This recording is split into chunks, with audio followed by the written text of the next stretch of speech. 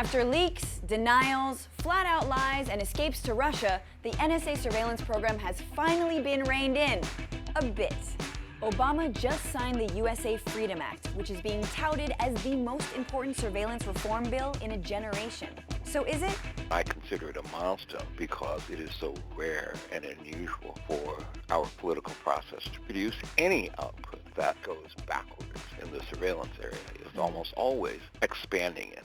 The USA Freedom Act puts an end to bulk collection of our phone records, and in 6 months, the NSA has to stop doing so.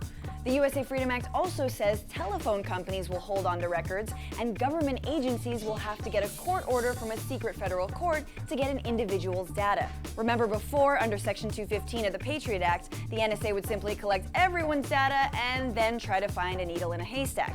Every 90 days, they'd go back to the FISA court to ask for renewed permission to sweep up more data. But Section 215, along with 2 other sections of the Patriot Act, just expired. And thanks in part to Senator Rand Paul, the human wrench in Congress's wheel, Americans went unmonitored for 2 whole days. But then came the USA Freedom Act, which renewed roving wiretaps and the lone wolf provision, but changed up 215.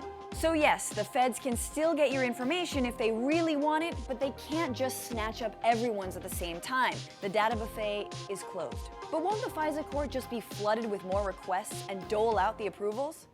Perhaps, but the new law requires the court to be more transparent, disclosing more about what's going on, and provide privacy advocates for any large requests. But the USA Freedom Act does have loopholes. Section 702 of the FISA Amendment Act. A new leak by Edward Snowden reveals that under 702, the FBI and the NSA can now spy on anyone deemed a cybersecurity threat, even if they're not tied to a foreign government, all without a warrant. Also under Section 702, the PRISM program that collects our internet data, which, let's be real, totally dwarfs phone call data, and warrantless surveillance of non-Americans and anyone communicating with them.